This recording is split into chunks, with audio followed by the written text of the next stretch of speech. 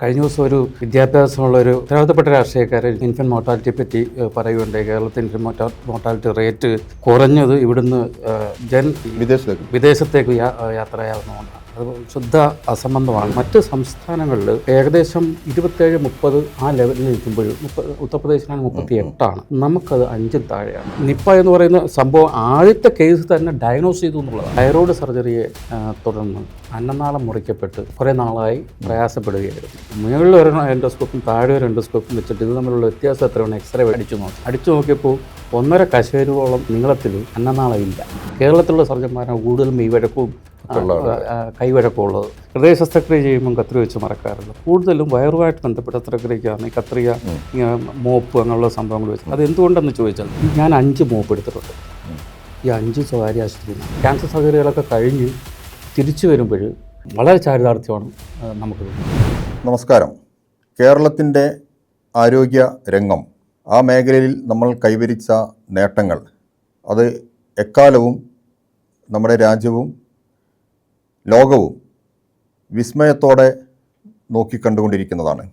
പൊതുജനാരോഗ്യ രംഗത്തെ ഈ വളർച്ചയ്ക്ക് പ്രധാനപ്പെട്ട കാരണം കേരളത്തിലെ ഇടതുപക്ഷ സർക്കാരുകൾ വിവിധ കാലങ്ങളിൽ ആരോഗ്യ മേഖലയിൽ നടത്തിയ ഇടപെടലുകളും ആർജവത്തോടുകൂടിയുള്ള ഇച്ഛാശക്തിയോടുകൂടിയുള്ള നടപടികളുമാണ്.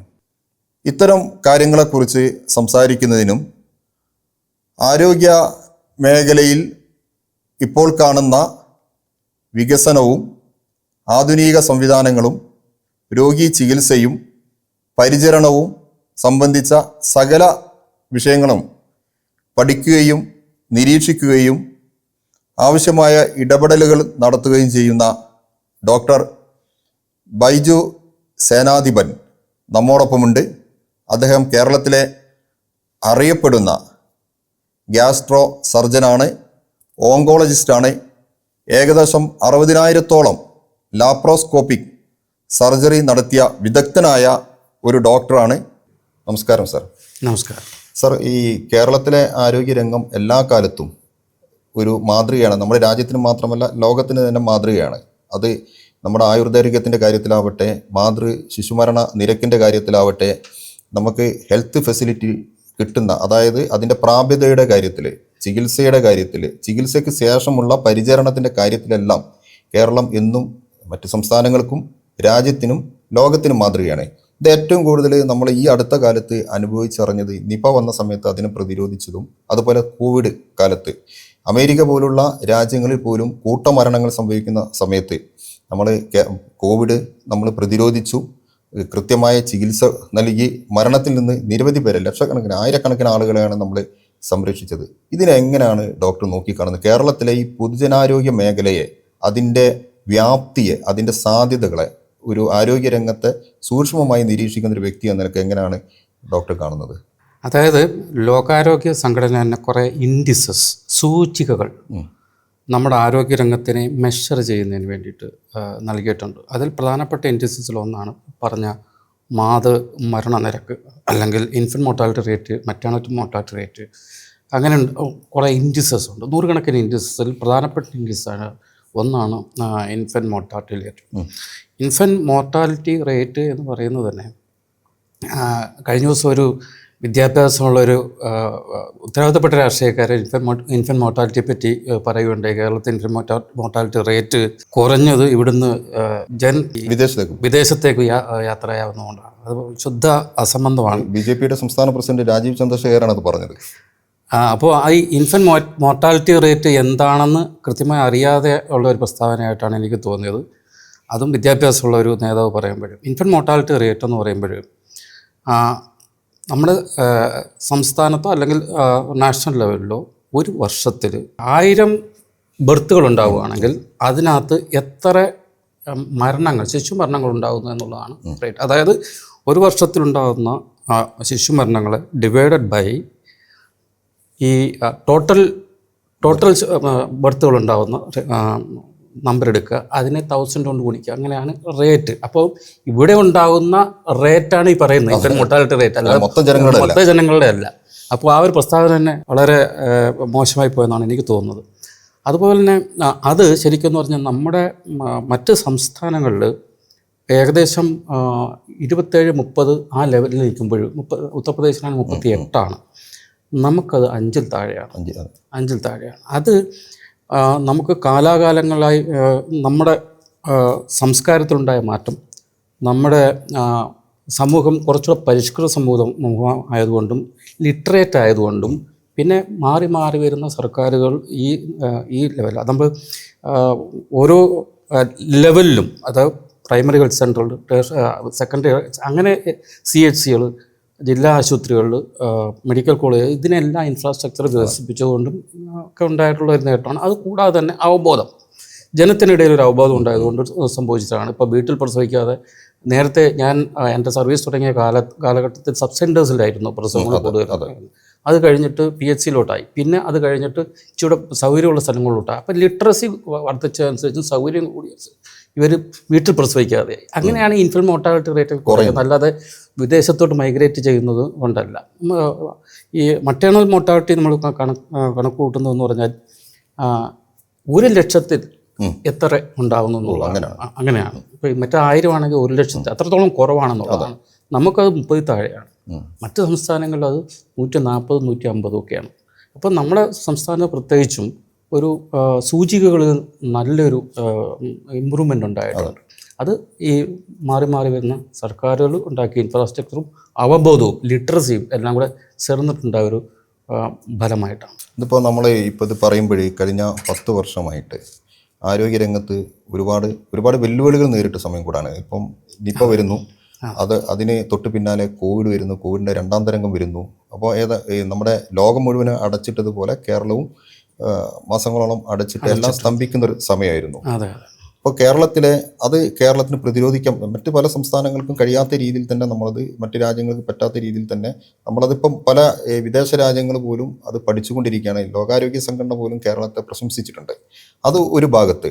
രണ്ടാമത്തെ ഒന്നെന്ന് പറയുന്നത് നമ്മുടെ പൊതുജനാരോഗ്യ മേഖലയിൽ വലിയ മാറ്റങ്ങൾ വന്നിട്ടുണ്ട്. നമ്മുടെ ആരോഗ്യ സംരക്ഷണം എന്ന് പറയുന്നത് സർക്കാർ സംവിധാനം മാത്രമല്ല, സ്വകാര്യ മേഖലയും നേരത്തെ നമ്മൾ പറഞ്ഞ ചാരിറ്റി ആയിട്ട് പല സംഘടനകളും മിഷണറിമാരൊക്കെ നടത്തുന്ന, അല്ലെങ്കിൽ സഭകൾ നടത്തുന്ന, അല്ലെങ്കിൽ മുസ്ലിം ഏത് മത സംഘടനകളാവട്ടെ അവരൊക്കെ നടത്തുന്ന ഒരുപാട് ആശുപത്രികൾ, സഹകരണ മേഖലയിലെ ആശുപത്രികൾ, സ്വകാര്യ ആശുപത്രികൾ, വളരെ ചെറിയ ക്ലിനിക്ക് മുതൽ വലിയ മൾട്ടി സ്പെഷ്യാലിറ്റി ഹോസ്പിറ്റലുകൾ വരെ, അങ്ങനെ ഒരു വലിയ വിപുലമായ, ഡോക്ടർ നേരത്തെ പറയുന്ന പോലെ നല്ല വിപുലമായ ഒരു സംവിധാനം, ഒരു ചെയിനായിട്ട് നമ്മുടെ സംസ്ഥാനത്തുണ്ട്.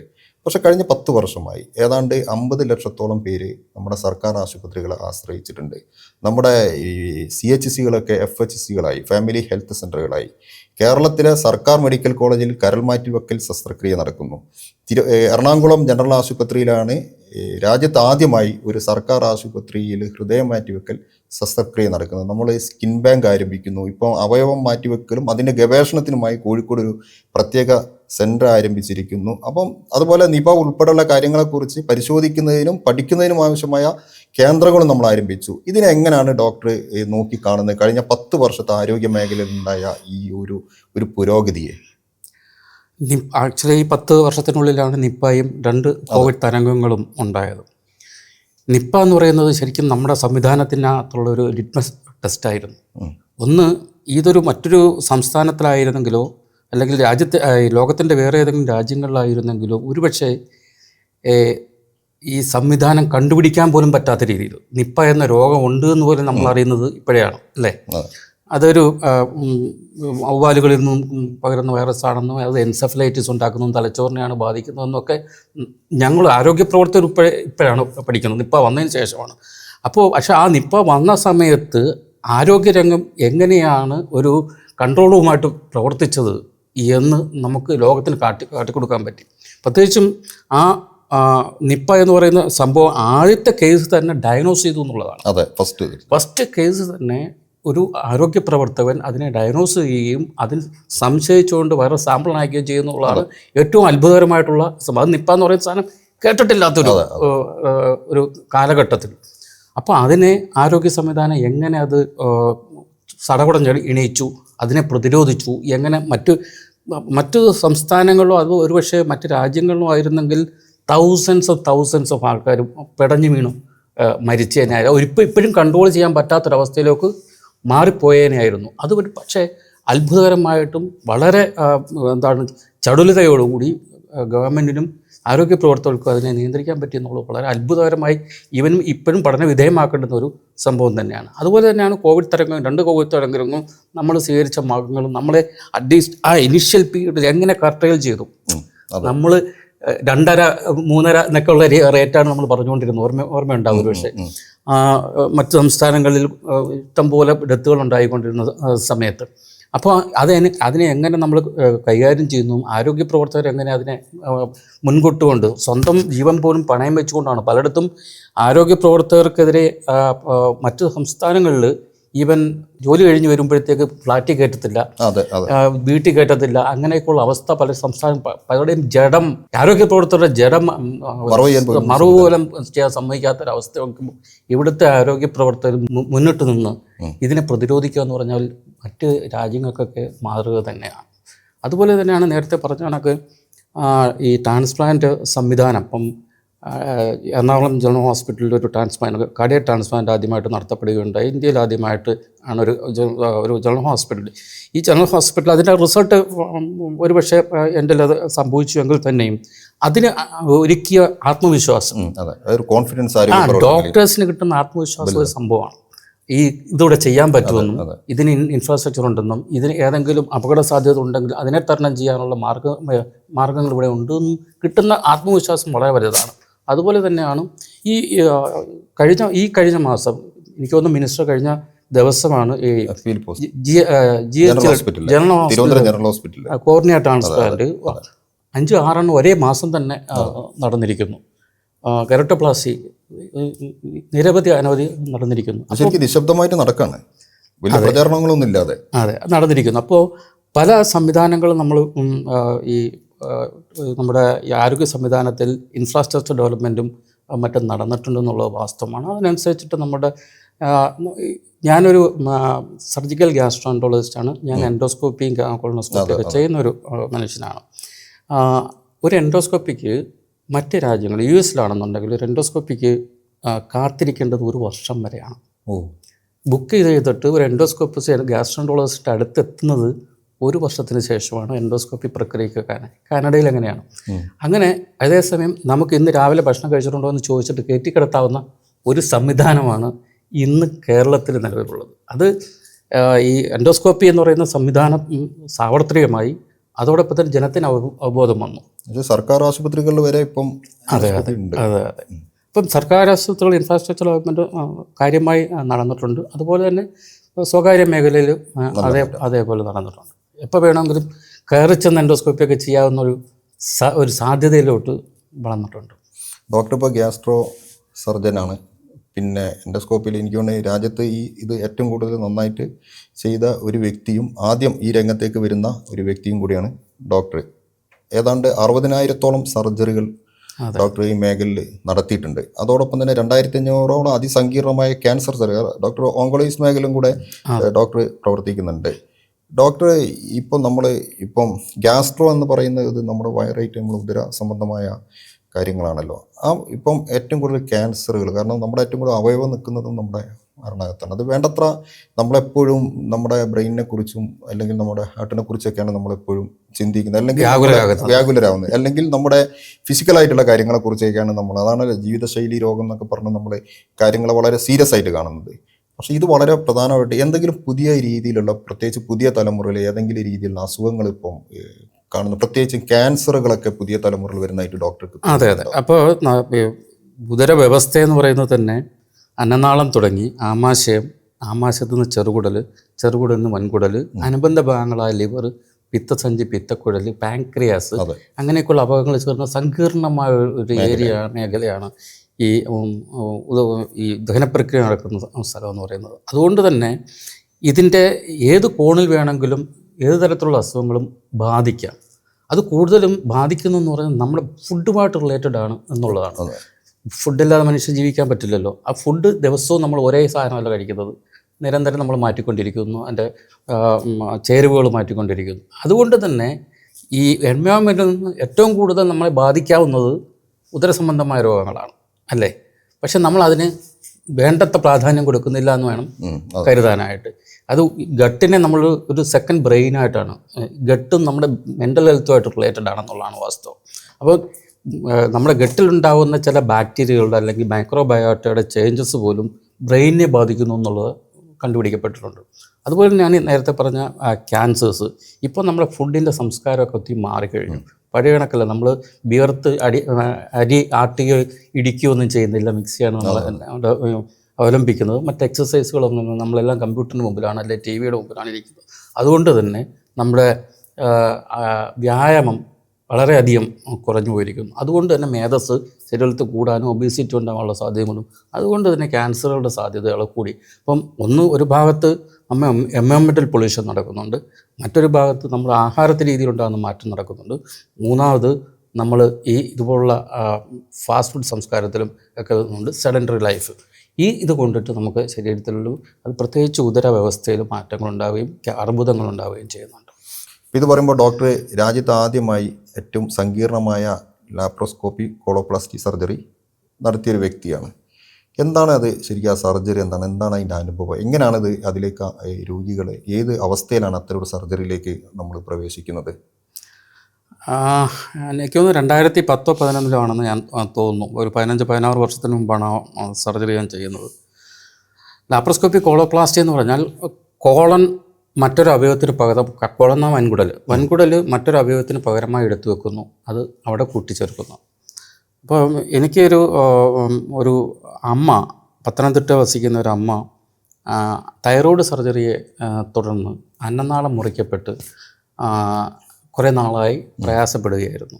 അപ്പോൾ ആ അമ്മ ചിരട്ടയിൽ തുപ്പിക്കൊണ്ടാണ്, കാരണം ഉപ്പുനീര് പോലും ഇറക്കാൻ പറ്റാത്തൊരവസ്ഥയിലാണ് എൻ്റെ അടുത്ത് സമീപിക്കുന്നത്. നമ്മൾ സാധാരണ ഇങ്ങനെ ഉണ്ടാകുമ്പോൾ എവിടെയോ ചുരുക്കമുണ്ട്, എൻഡോസ്കോപ്പി ചെയ്ത് നോക്കുക. എൻഡോസ്കോപ്പി ചെയ്ത് നോക്കിയപ്പോൾ തൊണ്ടയുടെ താഴോട്ട് പോകുന്നില്ല, എൻഡോസ്കോപ്പി തന്നെ പോകുന്നില്ല, അവിടെ ചെറിയ അറയായിട്ട് മാറുക ചെയ്യുന്നത്.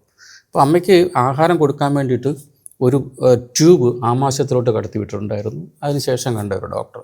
അപ്പോൾ ഞാൻ ഉദ്ദേശിച്ചു ആ ട്യൂബ് മാറ്റിയിട്ട് ആ എൻഡോസ്കോപ്പി അതുവഴി കയറ്റി ഇതിൻ്റെ എൻഡ് ഒന്ന് ആമാശയത്തിനകത്ത് കയറ്റി തിരിച്ച് അന്നനാളത്തിലോട്ട്, നമ്മൾ സാധാരണ തിരിച്ചാണല്ലോ എൻഡോസ്കോപ്പി ചെയ്യുന്നത്, ഇത് ആമാശയത്തിൽ കയറ്റി തിരിച്ചു വരാമെന്നോ എവിടം വരെ പോകുമെന്ന് അറിയാൻ വേണ്ടി നോക്കിയപ്പോൾ ഇതുകൊണ്ട് അവിടെയും ചെന്ന് അടയുകയാണ്, ഒരു അറയായിട്ട് മാറുകയാണ് ചെയ്യുന്നത്. അപ്പോൾ ഭാഗ്യത്തിന് എൻ്റെ എൻഡോസ്കോപ്പി സൂട്ടിൽ 2 എൻഡോസ്കോപ്പ് ഉണ്ടായിരുന്നു. മുകളിൽ ഒരു എൻഡോസ്കോപ്പും താഴെ ഒരു എൻഡോസ്കോപ്പും വെച്ചിട്ട് ഇത് തമ്മിലുള്ള വ്യത്യാസം എത്രയാണ് എക്സ്റേ വഴി അടിച്ചു നോക്കിയപ്പോൾ 1.5 കശേരുവോളം നീളത്തിൽ അന്നനാളം ഇല്ല. അപ്പോൾ അന്നനാളം മുറിക്കപ്പെട്ടു മാത്രമല്ല, അത് കാലം കൊണ്ട് അത് ചുരുങ്ങി അകലുകയും ചെയ്തു, ഗ്യാപ്പ് വന്നു. ആ ഗ്യാപ്പ് ഫില്ല് ചെയ്യണമെങ്കിൽ നമുക്ക് വേറെ ഏതെങ്കിലും ടിഷ്യൂ കൊണ്ടിട്ടോ വേറെ ഏതെങ്കിലും ഗ്രാഫ്റ്റ് കൊണ്ടിട്ടോ ചെയ്യാൻ പറ്റില്ല, അതിനൊരു ചലനമൊക്കെ ഉള്ളൊരു ടിഷ്യൂ ആയിരിക്കണം. അപ്പോൾ അത് പിന്നെ നമ്മൾ ആമാശയം ആൾറെഡി ഒരു തുളയിട്ട് വെച്ചിരിക്കുന്നത് കൊണ്ട് ആമാശയമാണ് സാധാരണ രീതി അതിന് പകരെടുക്കുക, ഇതിന് ഉപകരിക്കത്തില്ല. അതുകൊണ്ട് വൻകുടൽ എന്തുകൊണ്ട് എടുത്തുകൂടാമെന്ന് ഞാൻ മനസ്സിൽ ചോദിക്കുകയും, വൻകുടലിൻ്റെ ഒരു ഭാഗം നമ്മൾ വൻകുടൽ എടുക്കുമ്പം അതിൻ്റെ രക്ത ഓട്ടത്തോടു കൂടി വേണം നമ്മൾ കഴുത്തിലോട്ട് കൊണ്ടുപോകാൻ വേണ്ടിയിട്ട്. സ്പന്ദനങ്ങൾ വേണം, എന്നാലേ ഓക്സിജനേഷൻ ഉണ്ടാവുള്ളൂ, ബ്ലഡ് സപ്ലൈ ഉണ്ടാവുള്ളൂ.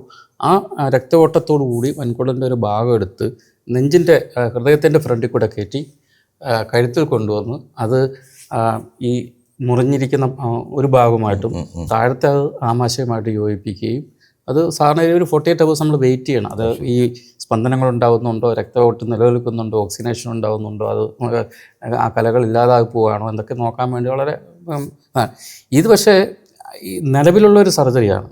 പക്ഷെ അത് കീ ഹോൾ വഴി ചെയ്തു എന്നുള്ളതാണ് എൻ്റെ പ്രാർത്ഥന. കീ ഹോൾ വഴി ആ കാലഘട്ടത്തിൽ ഒരുപക്ഷെ ലിറ്ററേച്ചറെ പോലും പറഞ്ഞിട്ടില്ല, ഇന്ത്യ എന്നല്ല ഇന്ത്യക്ക് പുറത്തു പോലും ചെയ്തിട്ടുള്ളതായിട്ട് എനിക്ക് അറിവില്ല. അപ്പോൾ അത് കണക്ട് ചെയ്യുകയും അമ്മ ഇപ്പോഴും ജീവിച്ചിരിപ്പുണ്ട്. അപ്പോൾ അതിനുശേഷം ഇത് ക്യാൻസറിന് വേണ്ടി ചെയ്യാൻ തുടങ്ങി. പിന്നെ ആസിഡ് കുടിച്ച് ചുരുക്കം അന്നനാളം പൊള്ളി ചുരുക്കം വന്ന് തീരെ ഉപയോഗശൂന്യമായിട്ടുള്ള അന്നനാളം ഉള്ളവർക്ക് വേണ്ടി ഇത് ചെയ്യാൻ തുടങ്ങി. അങ്ങനെ പല മേഖലകളും പിന്നെ ഞാൻ തുടങ്ങി, നമ്മുടെ രാജ്യത്തിൻ്റെ മറ്റ് ഭാഗങ്ങളിലും ആൾക്കാർ ചെയ്യാൻ തുടങ്ങി എന്നുള്ളതാണ് വാസ്തവം. ഇതിലിപ്പം നമ്മൾ ഈ ലാപ്രോസ്കോപ്പിക്കിൻ്റെ ഈ സർജറിയുടെ കാര്യത്തിൽ എപ്പോഴും ആളുകൾ പറയുന്ന 2 കാര്യങ്ങളാണ്. അതിപ്പം ആശുപത്രിയുടെ പരസ്യത്തിലുള്ള വാചകം, 1 വേദന രഹിതം, 2 സമയലാഭം, അതായത് സർജറി നടത്തി ഉടൻ തന്നെ ആശുപത്രി വിടുക എന്നുള്ളതാണ്. അത് അപ്പം കുറേ വർഷങ്ങളായിട്ട് നമ്മൾ ഇത് 2 മാത്രമാണ്, ഇതിൻ്റെ അപ്പുറത്തോട്ട് എന്തെങ്കിലും ഉണ്ടാവും. മാത്രമല്ല ഈ മേഖലയിൽ ഈ എത്രമാത്രം നമ്മൾ മുന്നോട്ട് പോയിട്ടുണ്ട്, അതിൻ്റെ ഈ പിന്നെ സാങ്കേതിക രംഗത്ത് എത്രമാത്രം നമ്മൾ മുന്നോട്ട് പോയിട്ടുണ്ട്? അതായത് ലാപ്രോസ്കോപ്പി എന്ന് പറയുന്നത് നമ്മൾ ക്യാമറ ഉപയോഗിച്ചാണ് ചെയ്യുന്നത്. ആ ക്യാമറയ്ക്ക് ഒരു മാഗ്നിഫിക്കേഷൻ ഉണ്ട്. നമ്മൾ സിനിമ കാണുന്ന പോലെ ഒരു മൂക്കിൻ്റെ അറ്റം പോലും വലുതായിട്ട് കാണിക്കാം. ഇതേ പ്രിൻസിപ്പിളാണ് നമ്മുടെ വയറ്റിനകത്തും ക്യാമറ കൊണ്ട് അടുത്തുകൊണ്ട് ചെല്ലുവാണെങ്കിൽ ഭീമാകാരമായിട്ട് കാണുകയും അതുകൊണ്ട് തന്നെ ഈ ചെറിയ ചെറിയ കലകളെയും കോശങ്ങളെയും കൂടുതൽ വലിപ്പത്തോടു കൂടി കാണുകയും ചെറിയ ചെറിയ അവയവങ്ങളെ വലിയ വലിപ്പത്തോടു കൂടി കാണുകയും എടുക്കാനുള്ള അവയവങ്ങൾ കൃത്യമായി നീക്കം ചെയ്യാൻ ആ മാഗ്നിഫിക്കേഷൻ ഉണ്ടല്ലോ, നീക്കം ചെയ്യാൻ കഴിയുമെന്നുള്ളതാണ്. അപ്പം കേവലം ഒരു സർജറിയുടെ പാട് മാത്രമല്ല, വേദന മാത്രമല്ല, നേരത്തെ ഡിസ്ചാർജ് ചെയ്ത് പോകാമെന്നുള്ളത് മാത്രമല്ല, ഇതിനെ സമ്പൂർണ്ണമായി നീക്കം ചെയ്യാൻ പറ്റും എന്നുള്ളൊരു അവസ്ഥ ഈ കീ ഹോൾ സർജറിയുടെ ആവിർഭാവത്തോടു കൂടി. ഈവൻ ആദ്യ കാലഘട്ടത്തിൽ ക്യാൻസറിന് വേണ്ടി കീ ഹോൾ സർജറി ചെയ്ത ഒരു വ്യക്തിയാണ് ഞാൻ. എനിക്ക് എൻ്റെ കമ്മ്യൂണിറ്റിയിൽ നിന്ന് തന്നെയാണ്, സർജിക്കൽ കമ്മ്യൂണിറ്റിയിൽ നിന്ന് തന്നെയാണ് ഏറ്റവും കൂടുതൽ എതിർപ്പുകൾ നേരിടേണ്ടി വന്നു. കാരണം അവരെല്ലാം വയറ് തുറന്ന് ശസ്ത്രക്രിയ ചെയ്തുകൊണ്ടിരിക്കും, പ്രത്യേകിച്ച് ക്യാൻസറിന് വേണ്ടി ശസ്ത്രക്രിയ ചെയ്തുകൊണ്ടിരിക്കുമ്പോൾ ഇദ്ദേഹം മാത്രം ഇങ്ങനെ കീ ഹോൾ വഴി കൂടുതൽ റാഡിക്കാലിറ്റി എന്ന് പറഞ്ഞാൽ കൂടുതൽ വ്യക്തതയോടെയും കൃത്യതയോടും എടുത്തു മാറ്റാൻ പറ്റുമെന്ന് ഇദ്ദേഹം പറയുകയും അത് കണ്ടിട്ടില്ലാത്തവർ ഒരുപക്ഷെ നമ്മുടെ തിയേറ്ററിൽ വന്ന് കണ്ടിട്ടുള്ളവർക്ക് ബോധ്യമാകുമായിരിക്കും.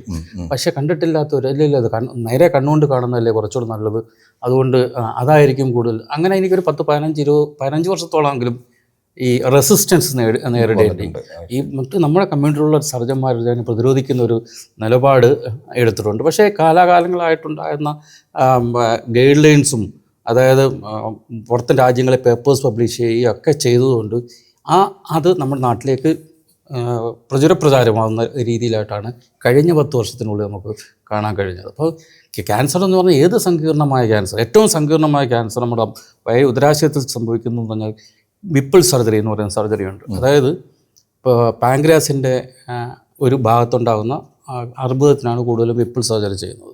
പാങ്ക്രിയാസിൻ്റെ ഒരു ഭാഗം മുറിക്കണം, ആമാശയത്തിൻ്റെ ഒരു ഭാഗം മുറിക്കണം, പിത്തസഞ്ചി മാറ്റി വയ്ക്കണം, പിത്തക്കുഴൽ മുറിക്കണം, ചെറുകുടലിൻ്റെ ഭാഗം മാറ്റണം.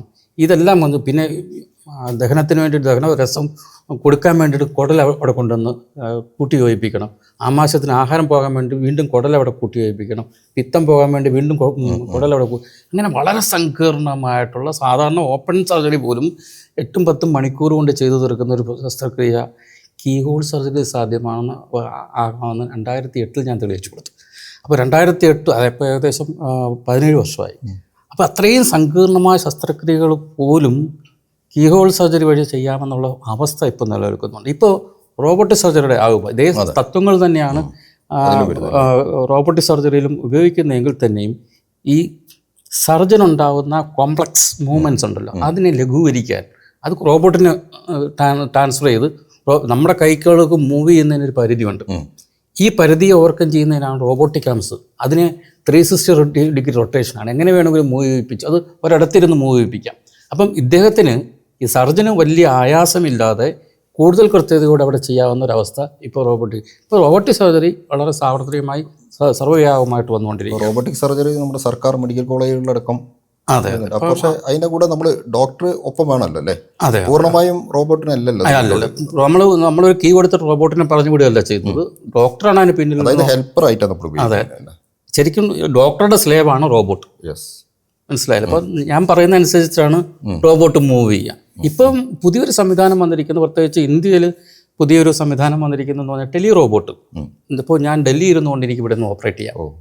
അപ്പോൾ നമ്മുടെ ഇൻ്റർനെറ്റ് കണക്ഷൻ നല്ല സ്ട്രെങ്ത് ഉള്ളതായാൽ മതി. നമുക്ക് ഇവിടെ ഒരു ടീമുണ്ട്, ഞാൻ ഡൽഹിയിലിരിക്കുകയാണെന്നുണ്ടെങ്കിൽ അവിടെ നിന്ന് ഓപ്പറേറ്റ് ചെയ്യാവുന്നൊരവസ്ഥ ഇപ്പോൾ നമ്മുടെ ഈ സർജന്മാരുടെയും പ്രത്യേകിച്ചും വൈദഗ്ധ്യമുള്ള സർജന്മാരുടെ എണ്ണം നമുക്ക് കേരളത്തിൽ കൂടുതലാണ്, മറ്റ് സംസ്ഥാനങ്ങളെ അപേക്ഷിച്ച് നോക്കും. പക്ഷേ നമുക്ക് ഹൈപ്പില്ല.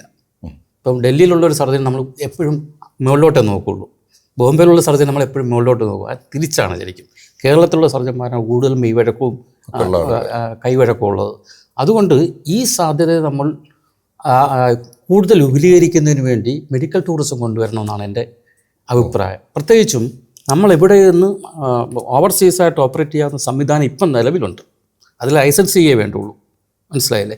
അപ്പം നമ്മുടെ വിദഗ്ധരായ ഡോക്ടർ ഇവിടെ ഉള്ളപ്പോൾ ഈ ടൂറിസത്തിനെ കൂടുതൽ ഒന്നിൽ പേഷ്യൻസിനെ ഇങ്ങോട്ട് കൊണ്ടുവരിക, അല്ലെങ്കിൽ കൊണ്ടുവരാൻ പറ്റാത്ത സിറ്റുവേഷൻ ആണെങ്കിൽ ഇവിടെ നിന്ന് ഓപ്പറേറ്റ് ചെയ്യുക, റിമോട്ടായിട്ട് ഓപ്പറേറ്റ് ചെയ്യുന്ന സംവിധാനം ഇപ്പം നിലവിലുണ്ട്.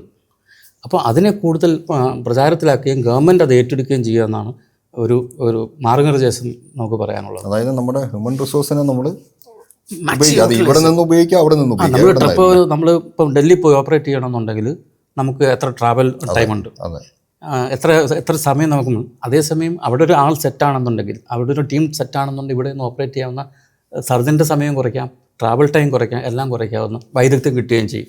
ആ ഒരവസ്ഥ വന്നിട്ടുണ്ട്. ഇതിപ്പോൾ ഡോക്ടർ പറയുമ്പോൾ ഒരു പ്രധാനപ്പെട്ട ഒരു വിഷയം ഈ മേഖലയിൽ ഇപ്പോൾ ഉയർന്നു വരുന്ന ഒന്ന്, ഇപ്പം ഡോക്ടർ സർജൻ 60,000-ഓളം സർജറി ഡോക്ടർ നടത്തിയതിൽ 2,500 സർജറി നേരത്തെ പറഞ്ഞാൽ സങ്കീർണമായ ക്യാൻസർ ബന്ധപ്പെട്ട സർജറികളാണ്. പക്ഷെ ഇപ്പോൾ ഒരു ചെറിയ വിവാദം ഇപ്പം ഡോക്ടറും ശ്രദ്ധയെ വന്നിട്ടുണ്ടാവും. ഈ സർജറി നടത്തുന്നതുമായി ബന്ധപ്പെട്ട് ചില പരാജയങ്ങൾ, പ്രത്യേകിച്ചും കത്രികകൾ അല്ലെങ്കിൽ പഞ്ഞി, ഇതൊക്കെ ശരീരത്തിനകത്ത് കിടക്കുന്നു എന്നുള്ളത്. ഇപ്പം ലോകാരോഗ്യ സംഘടനയുടെ കണക്കനുസരിച്ച് തന്നെ ഏതാണ്ട് 10% പരാജയം സംഭവിക്കാം എന്നാണ് ലോകാരോഗ്യ സംഘടന സ്റ്റാൻഡേർഡ് കണക്ക് എന്നാണ് ഞാൻ മനസ്സിലാക്കിയിട്ടുള്ളത്. പക്ഷേ കേരളത്തിൽ 0.04 അത്ര കേരളത്തിൽ ഉള്ളൂ. മാത്രമല്ല പരാതികളായിട്ട് വന്നത് 10-20 കേസുകളോ ഈ കാലത്തിനിടയിൽ പരാതിയായിട്ട് വന്നുള്ളൂ. അതാണെങ്കിൽ സർക്കാർ കൃത്യമായി അഡ്രസ്സ് ചെയ്യുന്നുണ്ട്, അന്വേഷണം നടത്തുന്നുണ്ട്, കുറ്റക്കാർക്കെതിരെ നടപടി സ്വീകരിക്കും. ചില കേസുകൾ പോലീസിലേക്ക് പരാതികൾ കൈമാറി പോലീസ് അന്വേഷണം നടത്തുന്നുണ്ട്. അപ്പം ഇതുപോലും സംഭവിക്കാൻ പാടില്ല. ഒരു കേസിൽ പോലും നമ്മുടെ ആശുപത്രികളിൽ, സർക്കാർ ആശുപത്രി ആവട്ടെ സ്വകാര്യ ആശുപത്രികളിലാവട്ടെ, അവിടെ ഒരു തെറ്റ് പോലും സംഭവിക്കരുതെന്നാണ് ഡോക്ടറായാലും പൊതുജനങ്ങളുടെയും നമ്മുടെ എല്ലാവരുടെയും ആഗ്രഹം. എന്നാൽ പോലും ചിലത് സംഭവിക്കും. ഇതിനെങ്ങനെയാണ് ഡോക്ടർ, ഇതിനെ ഒരു സർജൻ എന്ന നിലയ്ക്ക് എങ്ങനെയാണ് ഇതിനെ വിലയിരുത്തുന്നത്? സർജൻ എന്നുള്ള നിലയ്ക്കും ഒരു ഉദരാശയ ശസ്ത്രക്രിയ വിദഗ്ധൻ എന്നുള്ള നിലയ്ക്കും, അതായത് നമ്മൾ തലച്ചോറിൽ സാധാരണ രീതി കത്രി വെച്ച് മറക്കാറില്ല, മുട്ടിനകത്ത് ശസ്ത്രക്രിയ ചെയ്യുമ്പം കത്രി വെച്ച് മറക്കാറില്ല, ഹൃദയ ശസ്ത്രക്രിയ ചെയ്യുമ്പം കത്രി വെച്ച് മറക്കാറില്ല. കൂടുതലും വയറുമായിട്ട് ബന്ധപ്പെട്ട് ശസ്ത്രക്രിയക്കാണ് ഈ കത്രിക, മോപ്പ് അങ്ങനെയുള്ള സംഭവങ്ങൾ വെച്ച്. അത് എന്തുകൊണ്ടെന്ന് ചോദിച്ചാൽ, അതിൻ്റെ തോത് കൂടുതലാണ്. എന്തുകൊണ്ടെന്ന് ചോദിച്ചാൽ, വയറെന്ന് പറഞ്ഞൊരു വലിയ അറയാണ്, തുറന്ന് വലിയൊരു അറയായിട്ട് നിലനിർത്തുക. അതിനകത്ത് അനവധി നേരത്തെ പറഞ്ഞ അവയവങ്ങളുണ്ട്. ആ അവയവങ്ങൾക്ക് ക്രെവിസസ് ആൻഡ് ക്രോണേഴ്സ് ഉണ്ട്. അതായത് കുടലിനെ മുഴുവൻ പുറത്തെടുത്താൽ തന്നെയും അതിൻ്റെ അടിയിൽ വീണ്ടും ക്രെവിസസ്, മൂലകളുണ്ട്. ആ മൂലകളിൽ നമ്മളൊരു ബ്ലീഡിങ്ങിന് വേണ്ടിയിട്ടോ അല്ലെങ്കിൽ മറ്റത് കൺട്രോൾ ചെയ്യാൻ വേണ്ടിയിട്ടോ ഒരു സഹായം എടുത്തിട്ടുണ്ടെന്നുണ്ടെങ്കിൽ, നമ്മുടെ അവധാനതയില്ലെന്നുണ്ടെങ്കിൽ അതവിടെ ഇരുന്ന് പോകാം. ഇങ്ങനെ നിരന്തരം നമ്മുടെ രാജ്യത്തല്ല മറ്റു രാജ്യങ്ങളിൽ സംഭവിക്കുന്നത് കൊണ്ടാണല്ലോ WHO അതിന് വേണ്ടിയിട്ട് ചെക്ക് ലിസ്റ്റ് ഇറക്കിയത്. അല്ലെങ്കിൽ WHO ചെക്ക് ലിസ്റ്റ് ഇറക്കേണ്ട കാര്യമേ ഇല്ല. എല്ലായിടത്തും നടക്കുന്ന ഒരു സംഭവമാണ് മറന്നു വെക്കുക എന്നുള്ളത്. അതുകൊണ്ട് തന്നെയാണ് അത് ഇപ്പോൾ ഉദരാശയ സംബന്ധമായ ഒരു ശസ്ത്രക്രിയ ആണെന്നുണ്ടെങ്കിൽ അത് തുടങ്ങുന്നതിന് മുമ്പ് നമ്മുടെ കൗണ്ട് ചെയ്യണം, തുറന്നു കഴിഞ്ഞതിന് ശേഷം കൗണ്ട് ചെയ്യണം. നമ്മളെ അതിട്ട് ഉദരാശയം അടയ്ക്കുന്നതിന് മുമ്പ് തന്നെ കൗണ്ട് ചെയ്യണം 3 പ്രാവശ്യം. എന്തൊക്കെയുണ്ട്. പിന്നെ സ്കിൻ അടയ്ക്കുന്നതിന് മുമ്പ് കൗണ്ട് ചെയ്യണം. ഈ കൗണ്ട് ചെയ്യുന്നത് 2 പേര് ഇൻഡിപെൻഡൻ്റ് ആയിട്ട് ഉറക്കെ വിളിച്ചു പറയണമെന്നാണ്. അങ്ങനെയാണ് ഈ ശസ്ത്രക്രിയ വിദഗ്ധൻ കേക്ക് ഉറക്കെ വിളിച്ചു പറയും. അദ്ദേഹമല്ല കൗണ്ട് ചെയ്യുന്നത്. കൗണ്ട് ചെയ്യുന്ന സ്ക്രബ് നഴ്സും ഫ്ലോർ നഴ്സുമാണ്. ഇവർ ഉറക്കെ വിളിച്ചു പറയുകയും ആ ഉറക്കെ വിളിച്ച് പറയുന്നത് ബോധ്യപ്പെട്ടു എന്ന് ശസ്ത്രക്രിയ വിദഗ്ധൻ പറയുകയും ചെയ്തിട്ട് അടയ്ക്കുകയാണ് ചെയ്യുന്നത്. ഇത് ഒരുപക്ഷെ സ്റ്റാഫിൻ്റെ എണ്ണം കുറവുകൊണ്ടിട്ടോ അതല്ലെങ്കിൽ ഈ മര്യാദകൾ പാലിക്കാത്തത് കൊണ്ടിട്ടോ അങ്ങനെ സംഭവിക്കാം. കാരണം ഒരു ഗൈഡ് ലൈൻ വെച്ചിരിക്കുന്ന മര്യാദകൾ പാലിക്കാനാണ്. ആ പാലിക്കപ്പെടാത്തത് കൊണ്ടിട്ടോ ഈ മറന്നു വെക്കുന്ന സംഭവങ്ങളുണ്ടാകും. പക്ഷേ എൻ്റെ ജീവിതത്തിൽ ഞാനൊരു 25 വർഷത്തോളമായിട്ട് ഈ മേഖലയിൽ പ്രവർത്തിക്കുന്ന ഒരാൾ, ഞാൻ 5 മോപ്പ് എടുത്തിട്ടുണ്ട്. ഈ 5 സ്വകാര്യ ആശുപത്രിയിൽ നിന്നാണ്. ശരി, അത് ഹൈലൈറ്റ് ചെയ്യുന്നില്ല. അത് ഹൈലൈറ്റ് ചെയ്യപ്പെടുന്നില്ല എന്നുള്ളതാണ് വാസ്തവം. എനിക്ക് കിട്ടിയിട്ടുള്ള 5 ഫോറിൻ ബോഡീസും സ്വകാര്യ ആശുപത്രി ശസ്ത്രക്രിയ ചെയ്തിട്ട് വന്നിട്ടുള്ളതാണ്. അത് വലിയ തുണിക്കഷ്ണം എന്ന് പറയുന്നത് നമ്മുടെ ഭാഷയിൽ പറഞ്ഞു കഴിഞ്ഞാൽ അങ്ങനെയുള്ള സാധനം പോലും മറന്നു വെച്ചിട്ട് കേരളത്തിൽ തന്നെ മറന്നു വെച്ച് വന്നിട്ടുണ്ട്. അപ്പോൾ അതെന്ന് പറഞ്ഞാൽ എന്തുകൊണ്ട് ഗവൺമെൻറ് ആശുപത്രികളിൽ നടക്കുന്ന സംഭവങ്ങൾ ഹൈലൈറ്റ് ചെയ്തു, അത് മീഡിയയ്ക്കൊരു ഇതാണ്, അതൊരു സെൻസേഷൻ ഉണ്ടാക്കുന്ന സംഭവം ആയതുകൊണ്ട് അത് കൂടുതൽ ഹൈലൈറ്റ് ചെയ്യപ്പെടുന്നു. അതേസമയം ഈ അടുത്ത കാലത്ത് പോലും ഈ നമ്മുടെ തലസ്ഥാന നഗരിയിൽ ഒരു ബോസ് നഷ്ടപ്പെട്ടു. അത് പക്ഷേ ഹൈലൈറ്റ് ചെയ്യപ്പെട്ടിട്ടില്ല, സ്വകാര്യ ആശുപത്രി. അപ്പോൾ അത് ഹൈലൈറ്റ് ചെയ്യപ്പെട്ടില്ല. അപ്പോൾ അതൊരു നോമാണെന്ന് വിചാരിച്ചാൽ മതി. പക്ഷെ അതിനെ കുറയ്ക്കാൻ വേണ്ടിയിട്ടുള്ള നടപടികൾ ഉണ്ടാവണം. സഫീഷ്യൻ്റ് ആയിട്ടുള്ള സ്റ്റാഫ് സ്ട്രെങ്ത് ഉണ്ടാവണം. ഈ ഗൈഡ് ലൈൻസ് വിളിച്ച് പറയുന്നതൊക്കെ നടക്കുന്നുണ്ടോ അതോ അരസ രീതിയിലാണോ നടക്കുന്നത്, അതൊക്കെ ശ്രദ്ധിക്കാനുള്ള സംവിധാനം ഉണ്ടാവണമെന്നുള്ളതാണ്. എന്നാലേ ഇതിനെ കുറച്ച് പൂജ്യമാക്കി മാറ്റാൻ പറ്റുകയുള്ളൂ. മറ്റൊന്ന്, ഇപ്പം ആശുപത്രികൾ മൾട്ടി സ്പെഷ്യാലിറ്റി ആശുപത്രി, സ്വകാര്യ ആശുപത്രികളൊക്കെ ഇപ്പം വിദേശ കമ്പനികൾ, ബ്ലാക്ക് സ്റ്റോണിനെ പോലുള്ള കമ്പനികൾ വിഴുങ്ങാണ്. അവർ ഏറ്റവും പ്രധാനപ്പെട്ട നമ്മുടെ എല്ലാ സിറ്റികളിലുള്ള പ്രധാനപ്പെട്ട ആശുപത്രികളെല്ലാം അവർ വിലക്ക് വാങ്ങി കഴിഞ്ഞു. അത് പലപ്പോഴും ചിലപ്പോൾ അവരുടെ ബോർഡ് മാറ്റിയിട്ടുണ്ടല്ലോ, ബോർഡ് ഇപ്പോഴും ആ പഴയ പേര് തന്നെ, കാരണം അത് വളരെ പ്രശസ്തമായ പേരായതുകൊണ്ടായിരിക്കാം അവർ മാറ്റിയിട്ടില്ല, ചിലപ്പോൾ മാറ്റായിരിക്കാം. പക്ഷേ രണ്ടാം നിരയിലുള്ള ആശുപത്രികൾ വാങ്ങാനുള്ള ശ്രമം കൂടെ നടന്നുകൊണ്ടിരിക്കുന്നുണ്ട്. ഇത് ശരിക്കും നമ്മുടെ പ്രത്യേകിച്ച് നമ്മൾ മനസ്സിലാക്കേണ്ട സ്വകാര്യ ആശുപത്രികളാവട്ടെ, അതേപോലെ തന്നെ ഈ രണ്ടാം നിര ആശുപത്രികളാകട്ടെ, ചെറുകിട ക്ലിനിക്കുകളാകട്ടെ, ഇതൊക്കെ മറ്റ് വിദേശ രാജ്യങ്ങളിലുള്ള ആശുപത്രി ചിലവൊക്കെ അപേക്ഷിച്ച് നോക്കുമ്പം കുറേയൊക്കെ അഫോർഡബിൾ ആയിട്ടുള്ള ആണ്. മാത്രമല്ല പലതും സേവനങ്ങൾ കൂടി ചെയ്യുന്നതാണ്. ഒരുപാട് സേവനങ്ങൾ അവർ ക്യാമ്പുകളായിട്ടൊക്കെ നടത്തുന്നുണ്ട്. സർക്കാരിന് ഇപ്പോൾ കോവിഡ് കാലത്തൊക്കെ സർക്കാരിൻ്റെ ചില പ്രത്യേക ഘട്ടങ്ങളിൽ സർക്കാരിനൊപ്പം നിൽക്കുന്ന സ്ഥാപനങ്ങളും കൂടിയാണ് സ്വകാര്യ ആശുപത്രി. പക്ഷേ ഇതെല്ലാം നമുക്ക് നഷ്ടപ്പെടില്ലേ? തീർച്ചയായും. അതായത് നമ്മുടെ നേരത്തെ പറഞ്ഞ ആരോഗ്യ സൂചികയിൽ നമുക്കുണ്ടായ പുരോഗതിയിൽ ഒരു പങ്ക് ഈ ചെറുകിട ആശുപത്രികൾ വഹിച്ചിട്ടുണ്ടെന്നുള്ള വാസ്തവം. നമ്മൾ ഈ ക്ലിനിക്കുകൾ പോളിക്ലിനിക്കുകൾ, ഒരു വ്യക്തി നടത്തിക്കൊണ്ടിരുന്ന ആശുപത്രികൾ, ഒരു സ്പെഷ്യാലിറ്റി നടത്തിക്കൊണ്ടിരിക്കുന്ന, അതുപോലെ തന്നെ ഗ്രാമപ്രദേശങ്ങളിലുള്ള ആശുപത്രികളിൽ. ഞാനും ഒരു ഹോസ്പിറ്റലിൻ്റെ ചെയർമാനാണ്, കോട്ടയത്ത് പൊൻകുന്നത്ത് എന്ന് പറയുന്ന ഒരു സ്ഥലത്ത്. അവിടെ എൻ്റെ OP ടിക്കറ്റിൻ്റെ ചാർജ് എന്ന് പറഞ്ഞാൽ 180 രൂപ മാത്രമാണ്. വളരെ അങ്ങനെ അഫോർഡബിൾ ആയിട്ടുള്ള ആശുപത്രികൾ നമ്മുടെ നാട്ടിൽ ആവശ്യമാണ്. ഇപ്പോൾ പറഞ്ഞ ബ്ലാക്ക് സ്റ്റോൺ അല്ല KKR പോലുള്ള ഗ്രൂപ്പുകൾ ഈ ഇവിടോട്ട് അധിനിവേശം നടത്തി, അതൊരു അധിനിവേശമായിട്ട് വേണം കണക്കാക്കാൻ. ഹെൽത്ത് കെയറിലുണ്ടാകുന്ന അധിനിവേശമായിട്ട് വേണം കണക്കാക്കാൻ. ഇതിൻ്റെ ഷെയറുകൾ എടുത്തുകൊണ്ട് പോയി. ഈ ഷെയറുകൾ എടുത്തുകൊണ്ട് പോകുന്ന പേര് മാറ്റാത്തതിൻ്റെ വേറൊരു രൂപം, എന്തുകൊണ്ട് KKR എന്ന് അറിയപ്പെടുന്നില്ല, അല്ലെങ്കിൽ എന്തുകൊണ്ട് ബ്ലാക്ക് സ്റ്റോൺ എന്ന് അറിയപ്പെടുന്നില്ല എന്നതിൻ്റെ കാരണം എന്ന് പറഞ്ഞാൽ ഇവർക്കൊരു എക്സിറ്റ് ക്ലോസ് ഉണ്ട്. ഇവരിവിടുന്ന് എക്സിറ്റായി പോകും ഇന്നല്ലെങ്കിൽ നാളെ. സാധാരണ രീതിയിൽ അവരുടെ എക്സിറ്റ് ക്ലോസ് സാധാരണ 8 years 10 years ആണ്. ഇപ്പോൾ 8 years കൊണ്ട് പരമാവധി ലാഭം കൊയ്യുക എന്നുള്ളതായിരിക്കുമല്ലോ ഇവർ ഉദ്ദേശിക്കുന്നത്. ഇൻവെസ്റ്റ് ചെയ്ത് എക്സിസ്റ്റ് ചെയ്യണമെന്നുണ്ടെങ്കിൽ ഒരു ലാഭം ചെറിയ കാലയളവിൽ ഉണ്ടാവണം. അപ്പോൾ നമ്മുടെ ആരുടെ നിന്നാണ് ഈ പൈസ പോകുന്നത്? രോഗികളുടെ നിന്നാണ്. അപ്പോൾ ഇതിൻ്റെ എല്ലാം കോസ്റ്റ് കൂടാൻ പോവുകയാണ്. ഒരുപക്ഷെ ആദ്യത്തെ കുറച്ച് അഡ്വർടൈസ്മെൻറ്റും കാര്യങ്ങളിലൊക്കെ ഒരുപക്ഷെ കുറഞ്ഞ കോസ്റ്റൊന്നും മറ്റു രീതിയിൽ വന്നേക്കാം. പക്ഷേ കാലം അനുസരിച്ചിട്ട് ഈ കോസ്റ്റ് നമ്മുടെ കയ്യിൽ, നമ്മുടെ പോക്കറ്റിൽ നിന്ന് കൂടാൻ പോവുകയാണ്. തന്നെയല്ല, വേറൊരു ട്രെൻഡ് കണ്ടുവരുന്നതെന്ന് പറഞ്ഞാൽ വിദഗ്ധരായ 2 3 4 പില്ലേഴ്സിനെ മാത്രം ഇവർ ഇൻവൈറ്റ് ചെയ്യും ഹോസ്പിറ്റലിലേക്ക്. അവരുടെ പേര് വെച്ചിട്ടാണ് പിന്നെ അഡ്വർടൈസ്മെൻറ്റ് കാര്യങ്ങൾ. പക്ഷേ മറ്റ് നിരവധി അനവധി മേഖലകളിൽ വൈദഗ്ധ്യം ഇല്ലാത്ത ആൾക്കാരെ വെച്ചിട്ടാണ് ഈ കോസ്റ്റ് കോമ്പൻസേറ്റ് ചെയ്യുന്നത്. മനസ്സിലായില്ലേ?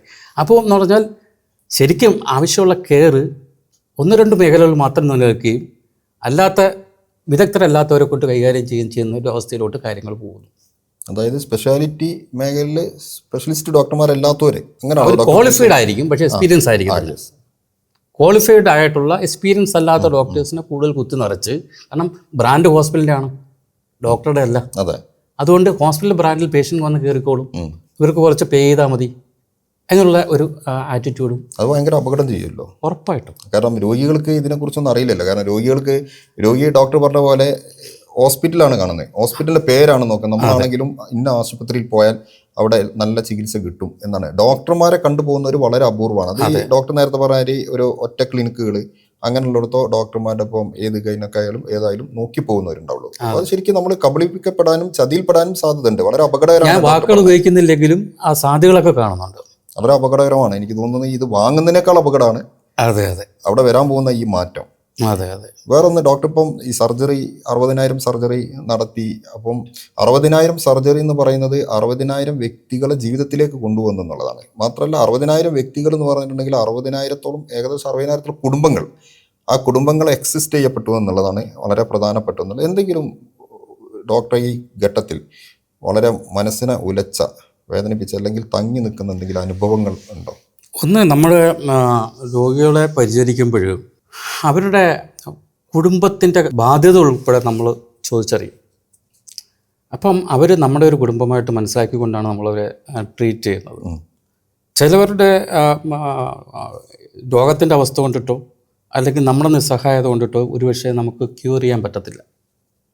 ചിലപ്പോൾ 4ാമത്തെ സ്റ്റേജിലായിരിക്കും വന്നത്, അല്ലെങ്കിൽ നമുക്കുള്ള സംവിധാനത്തിൻ്റെ അല്ലെങ്കിൽ നമ്മളുടെ അവൈലബിലിറ്റിയുടെ ഒക്കെ ഇഷ്യൂസ്, അങ്ങനെയൊക്കെ വെച്ച് നോക്കുമ്പോഴും ചിലപ്പോൾ നമുക്ക് എല്ലാ കേസുകളും ഈ 60,000 കേസുകളെ ജീവിപ്പിച്ചിരിക്കും വിടാനൊന്നും നമുക്ക് പറ്റത്തില്ല. അത് ഹ്യൂമൻലി ഇമ്പോസിബിളാണ്. പക്ഷേ പല സങ്കടകരമായ അവസ്ഥകളുണ്ടായിട്ടുണ്ട്. വളരെ സന്തോഷകരമായി. ഇപ്പം ഈ അമ്മയുടെ കാര്യം പറഞ്ഞ് അമ്മ എപ്പോഴും ജീവിച്ചിരിക്കുന്നു, ഭക്ഷണം കഴിക്കുന്നു, എല്ലാ ഭക്ഷണവും കഴിക്കുന്നു എന്ന് പറയും. ഭയങ്കര ചാരിതാർത്ഥ്യം നൽകുന്നത്. പിന്നെ തന്നെയല്ല, 20 വർഷം മുമ്പ് 25 വർഷം മുമ്പ് ക്യാൻസർ സർജറി, അന്ന് ക്യാൻസർ എന്ന് പറഞ്ഞാൽ വളരെ പേടിച്ചിരുന്ന ഒരു കാലഘട്ടത്തിൽ അന്ന് സർജറി ചെയ്ത ആൾക്കാർ ഇന്നും സുഖത്തോടെ ജീവിക്കുന്നു എന്ന് പറഞ്ഞാൽ ഭയങ്കര ചാരിത. ഇപ്പോൾ ശരിക്കും എന്ന് പറഞ്ഞാൽ നമ്മളൊരു പാട്ട് പാടുകയോ അല്ലെങ്കിൽ ഒരു ചിത്രം വരയ്ക്കുകയോ ഒക്കെ ചെയ്യുമ്പോഴും നമ്മൾ അപ്പോഴാണ് അതിൻ്റെ റിസൾട്ട്, ശ്രവിക്കുന്ന സമയത്ത് തന്നെ റിസൾട്ട് അറിയാം. ഞങ്ങളെ സംബന്ധിച്ചും അതല്ല. ഇത് തന്നെയല്ല, പാട്ടെന്ന് പറയുമ്പോൾ ആയിരങ്ങളോ അല്ലെങ്കിൽ 10,000 ലക്ഷങ്ങളോ ആയിരിക്കും കേൾക്കുന്നത്. നമ്മളെ സംബന്ധിച്ച് 1 to 1 ആണ്. ഒരു രോഗി, ഒരു ശസ്ത്രക്രിയ വിദഗ്ധൻ. അപ്പോൾ അവർക്ക് കിട്ടുന്ന റിസൾട്ട് അപ്പോഴും അല്ല, ചിലപ്പോൾ വർഷങ്ങൾക്ക് ശേഷമായിരിക്കും. ആ വർഷങ്ങൾക്ക് ശേഷം ഇതുപോലെ ക്യാൻസർ സർജറികളൊക്കെ കഴിഞ്ഞ് തിരിച്ചു വരുമ്പോൾ വളരെ ചാരിതാർത്ഥ്യമാണ് നമുക്ക് തോന്നുന്നത്. അതുപോലെ ഞാൻ ഏറ്റവും കൂടുതൽ ട്രെയിനിങ് കൊടുക്കുന്ന എനിക്കൊരു സേനാധിപൻ എഡ്യൂക്കേഷൻ ഫൗണ്ടേഷൻ എന്ന് പറയുന്ന ഫൗണ്ടേഷനുണ്ട്. അതിന് ഒരു 100ഓളം കൺട്രികളിൽ ചാപ്റ്റേഴ്സ് ഉണ്ട്. ഒരു 51 കൺട്രികളിൽ അതിൻ്റെ ആക്ടിവിറ്റീസ് റെഗുലറായിട്ട് നടക്കുന്നുണ്ട്. അപ്പം ഇവരെ ഞാൻ ഈ ഓൺലൈൻ്റെ സാധ്യത എടുത്തുകൊണ്ടാണ് ഇന്നൊരു ട്രെയിനിങ് പ്രോഗ്രാമുണ്ട്, സാധ്യത എടുത്തുകൊണ്ടാണ്. അപ്പം എനിക്കറിയാത്തൊരു പോപ്പുലേഷനെ ഞാൻ പഠിപ്പിക്കുകയാണ്. അവരുകൊണ്ട് ഗുണം കിട്ടുന്നത് എനിക്ക് യാതൊരു റീച്ചും ഇല്ലാത്തൊരു പോപ്പുലേഷനെ ആയിരിക്കും അവരെ കൊണ്ട് നമ്മൾ ട്രെയിൻ ചെയ്യിപ്പിച്ച് സർജറി ചെയ്യിപ്പിക്കാൻ കഴിയുന്നു എന്ന് പറയുന്നത്. അത് നമുക്ക് പറഞ്ഞറിയിക്കാൻ പറ്റാത്തൊരു ചാരിതാർത്ഥ്യമാണ്. അതുപോലെ തന്നെ പഠിപ്പിച്ചതുകൊണ്ട് പ്രത്യേകിച്ച് നമ്മുടെ തലസ്ഥാനത്ത് തന്നെ നമ്മുടെ സ്റ്റുഡൻസ് തന്നെ നമ്മുടെ സീറ്റ് ഒക്യുപ്പ് ചെയ്യാനായിട്ടുള്ള ശ്രമങ്ങൾ, അങ്ങനെയുള്ള സങ്കടകരമായ അവസ്ഥയുണ്ട്. രണ്ടും ബാലൻസ് ചെയ്ത് പോകണമെന്നുള്ളതാണ്. മറ്റൊന്നിപ്പം കുട്ടികൾ, ഇപ്പം ഡോക്ടർ നേരത്തെ പറഞ്ഞാൽ പുതിയ തലമുറയിൽ അസുഖങ്ങൾ, പ്രത്യേകിച്ച് വൈറസ് സംബന്ധമായ അസുഖങ്ങൾ കൂടുന്നു, ക്യാൻസർ വർദ്ധിക്കുന്നു, ഇങ്ങനെയുള്ള കുറേ പ്രശ്നങ്ങളുണ്ട്. അത് ഭക്ഷണവുമായി ബന്ധപ്പെട്ട് ആണ് എന്ന് ഡോക്ടർ നേരത്തെ ആ കാര്യങ്ങളും സൂചിപ്പിച്ചു. അപ്പോൾ ഈ കാര്യത്തിൽ ഏറ്റവും കൂടുതൽ അവബോധം വരേണ്ടത് അമ്മമാർക്ക് മാത്രമല്ല അച്ഛന്മാർക്കും അവരുടെ മാതാപിതാക്കൾക്കാണ്. അവരോട് ഡോക്ടർക്ക് എന്താണ് പറയാനുള്ളത്? ഒന്ന്, ഈ ജങ്ക് ഫുഡ് അല്ലെങ്കിൽ ഈ പുറത്തുനിന്ന് പർച്ചേസ് ചെയ്ത് വാങ്ങിച്ച് കഴിക്കുന്ന സംസ്കാരത്തെ നിങ്ങൾ കഴിയുന്നത് നിരുത്സാഹപ്പെടുത്തണം. അമ്മമാർ തന്നെ അങ്ങനെ വാങ്ങിച്ച് കഴിക്കുകയാണെന്നുണ്ടെങ്കിൽ കുട്ടികൾ ആ വഴിക്കേ പോവുകയുള്ളൂ. അതുകൊണ്ട് തന്നെ നിങ്ങൾ തന്നെ ശ്രദ്ധിക്കുക. പിന്നെ ഈ പറഞ്ഞാണൊക്കെ കൂടുതലായിട്ട് സ്റ്റോർ ചെയ്ത ഐറ്റംസ് ഫ്രിഡ്ജ് വെച്ച് മാസങ്ങളോളം ഉപയോഗിക്കുന്ന ആൾക്കാരുണ്ട്.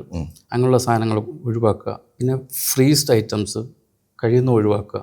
പിന്നെ ഡീപ് ഫ്രൈഡ് ഐറ്റംസ് കഴിയുന്ന ഒഴിവാക്കുക. അപ്പം നല്ലൊരു ഫുഡ് സംസ്കാരം തിരിച്ചു കൊണ്ടുവരിക എന്നുള്ളതാണ്. പ്രത്യേകിച്ച് നമ്മൾ നല്ല പച്ചക്കറികളിലേക്കും മറ്റും നമ്മൾ തിരിച്ചു പോകുക എന്നുള്ളതാണ് എനിക്ക് പറയാനുള്ള ഉപദേശം എന്ന് പറയുന്നത്. ഓക്കെ.